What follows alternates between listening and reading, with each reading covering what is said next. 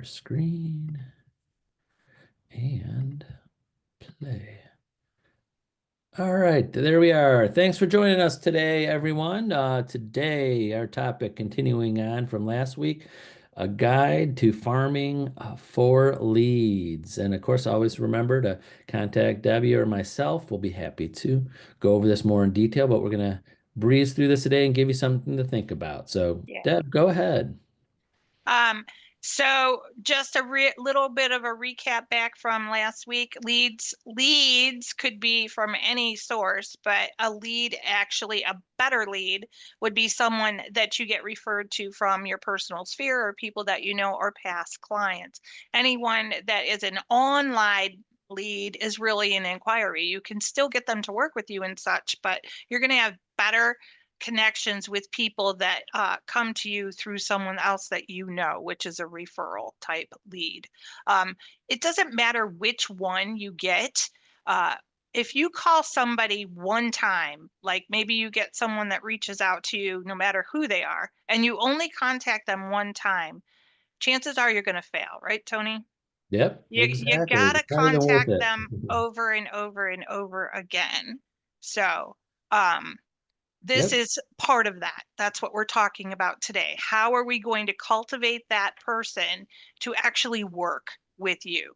So why do we farm an area? Farming is taking an area, a geographical area, and hitting all of the people that are in that area uh, by doing targeted marketing, by showing them your brand. So by now, we're into the lead part, so you should have already figured out how you want to brand yourself, and maybe you haven't. That's okay. Maybe you're just using your brand as a Century 21 Homestar Realtor, which is fine. That's still a brand as well, right? Because maybe you haven't figured out what your niche is going to be. You don't have to have a niche. It's just sometimes if you want to specialize in a certain thing, then that would be something that you can aspire to, or a goal. Expertise development is what I'm talking about with the niche kind of thing, right? So Mhm. you can be a general person who works with anybody all the time and you don't really have a specialty, or you could get into, I only want to work with investors. I want to work with seniors because that's people that I gravitate to. I want to work with first-time home buyers because it gives me great joy to see them get into a house. Things like that is what I'm talking about as far as niche goes. Commercial, investments, all those things are niches. Military is another one. That's a big one, actually. And they do need a lot of agents out there. The VA is always looking for real estate agents who go that extra mile and get that military designation to help their people. That helps you talk to the veteran and also get you access to programs that will help them as well. So that's why you want to pay that extra buck to get that designation and stuff, so that you know more about the what they need to help service them, right? Yep. And also with farming, I also tell agents is you could get a good idea over a period of time of how many homes that you could sell in a specific area. Like if I don't say just pick an area to farm just this, oh, let me just draw a circle around this neighborhood or this area. Or even you might live in a neighborhood that doesn't have a lot of turnover. So you're targeting people that are, so you could go in different areas, go in different markets, could be where you live or around where you live or different communities and look, go, hey, this neighborhood, this area, this is how many houses are in this area. Say you're farming, 500 houses and you're like, wow, every year about 25, 30 houses in this area go up for sale. And every year, and then you're like, wow, so in this market, I know if I farm to this area over the last 5 years, 30 houses have always come up on the market. I have opportunity to get those listings. You're not going to get all of them, but at least you know you're going to get a portion of them. Then you're going to see other neighborhoods where it's a bigger turnover, maybe, for different reasons. Maybe they're first time home buyer areas, the house, the value is a little bit lower. So, people are in and out. Maybe they're investment areas, a lot of rental. So a lot of people buying and selling, investors because they're going in for a year or two, whatever reason. So you got to do a little bit of research before you farm. Just don't just pick an area and go from that. So hopefully, yeah. So if I already went into that, I see I jumped into that. So go ahead. I had a But feeling see, I we're should have all hit on the the same page I here, should right? have hit the button first. I was about to do that, but go ahead. Yeah, so along those same lines of stay kind of close to where you live, so it's easy for you to not only know what's going on in that target area, um, but it's easy for you to get to as well. Um, look at the turnover rate, which is kind of what he was talking about, right? So if you have a high turnover rate, then you know you're going to get more transactions in that neighborhood. If you have a low turnover rate in that neighborhood, you might not get as many transactions, right? So also according to the market size, which is also what he just said. Um, all of this stuff you can find on your MLS, and also you Also, can find on Realist. There's all kinds of information out there. yeah, and also you could see your competition. Say you go, you see all the houses that have been selling over the last year or two, and you could click through the sales and you go through the listing agent. Well, wow, this one listing agent keeps on popping up. That's my competition. That's who I gotta, beat on there. Yes, right. And then also, if on the other side of things, there could be area like, wow, there's no real one agent that's really, getting a portion of these. They're all different agents on every sale over the last 5 years. Then that, in theory, could be an open market for someone to farm because there's no set agent that's doing a great job of picking up a certain percentage of the business there. So that's, yeah, you got to do some research. Yep, yep. Move on to the next Next one. one. All right. Yeah. So this is going to show you what I was just talking about of how do I find this information, right? This is straight from my Realist. It's got my name on it, and I went for Geauga County because that's where I live, but it shows you the trends and the stats so that you can share this information with people. This is how you show your value to all of those people out there. And if you're looking at these stats all the time, once a week or whatever, as some people look every day, which is not a bad thing, um, you're going to be able to answer people's questions on what's going on in the market right now. What are we doing right now? Right. So, for instance, this is real data. I just pulled a new one last week on Geauga County, and it shows in my particular area where I live, there's not a lot going on because I live in the country and the houses are really expensive and stuff like that versus Cleveland. I could have showed you Cleveland, but I want to show you my area because we always pick on Cleveland and such. Right. You So, got it. it shows you the houses of the categories and everything of, um, I mean, I'm sorry, the different months of where they're at with their sale volume and stuff. And all of this is on Realist. All you have to do is click on Realist and it'll open right up. It'll also show you where the market is. Right on the very right hand side, it shows you, are we in a buyer's market? Are we in a seller's market? Or are we in the middle? If you open your Realist, you'll see we're in the middle. So we're in the neutral zone right now. We're a little bit on the sell side still because we don't have a lot of inventory.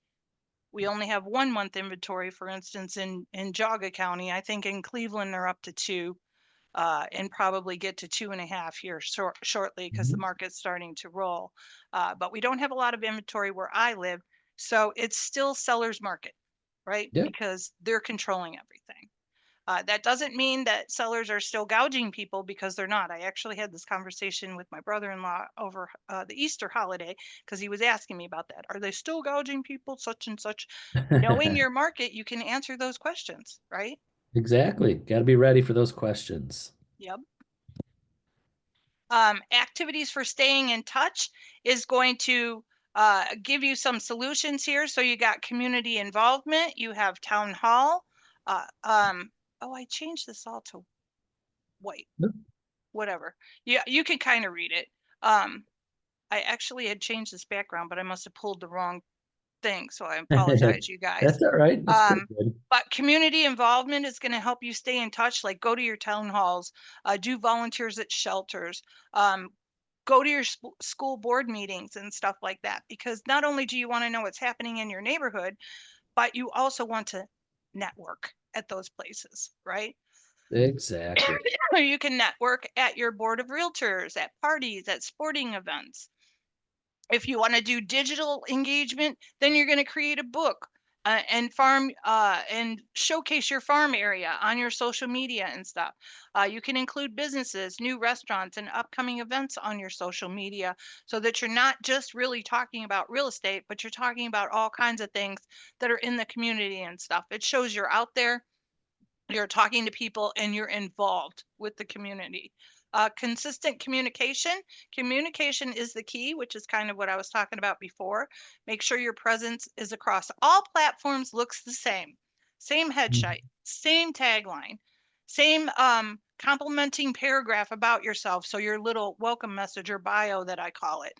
Make sure Mm-hmm. it's all the same. So with us, once you create your bio or your welcome message, send it to the office so that when someone's looking at century21.com or Century 21 Homestar site, or even your personal site on MoxieWorks, everything looks the same. You want it to look Mm. the same and consistent. Um, Track your progress and remember that you're in it for the long haul. So you have to constantly be talking to people. You have to communicate to uh, potential leads and referrals and such more than one time, right? If they don't answer the phone, they might be doing something. That doesn't mean they don't want to talk to you. They just couldn't answer at that time. So until Yep. someone tells you to stop bothering them, don't stop bothering them, Exactly. right? Right. That's right. All right. And That's one yeah, thing I feel that people fall short on because they get that rejection feeling when no one answers the phone or what have you. Think about your own life. You know, you might be busy and can't answer the phone that time at that point in time, but you did want to talk to them eventually. So, okay, they're going to call me back, and then you never do, right? You have to keep following up. exactly. And they know you're calling, they see your message. They could easily text you or call you if they don't want you to call anymore. Simple as that. Oh, It's right. stupid. Or right, or block you or unsubscribe, and then you know for Yep. sure they don't want to talk to you, right? All right, here we are. This is Cinco de our Mayo. Yeah, this is our little thing I put out there for you to show on your social media. And this is how easy it is. You go into your Moxie Impress, you click the design that you want. Once you click the design, you have the little widgets down below. You can publish it to the web, you can download the image and use it for whatever you want. You can share it directly to Facebook and directly to Instagram. It's so easy. So Hmm. easy. It's all right there. All you have to do is you use it. Okay. And this is the basic design for like Cinco de Mayo. And then your contact information would be in your actual post, right? So Right. it's not on here. This is nice and clean and neat. And then your contact information would be in your post. Okay. You got it. And last, some CE coming up. Yep. We got the month of May all figured out now. So May 1st, we got trigger words that terrify real estate agents with Hash. That's your Thursday morning. Then we have that live person event that's going on at the Hash's Liberty Home Mortgage Hmm. place there. If you need the information about that, once you go to freeohioce.com, there'll be registration there. It'll tell you how to get there and all that jazz once you sign up and register. But Mike's going to do 1 hour in the morning, then you're going to have lunch, and then Hesh is going to come back in the afternoon and talk about what's going on with the industry. Uh, and that's pretty cool Great. because it's all live. So Yeah, you that's got good. two of the Fun best line. teachers right there, right there, teaching you in person. Definitely. They're so much fun in person. Well, great. Well, thanks for joining us today. Let me stop sharing there. There we go. And remember, reach out to us if you need any help. Definitely, if you're not using MoxieWorks, you got to get in there Yeah. and use it. It's a lot of great things. And it's free. It's free. So you don't have to pay for it. Every once in a while, I get agents that call me because they came over from another company that charge for these things and forget that ours are free. Yeah. You don't have to pay us a monthly fee to get this. So sometimes I get those. So remember that. So that's it for us today. We'll see you next week, and thanks for watching. Bye bye, everybody. Bye bye.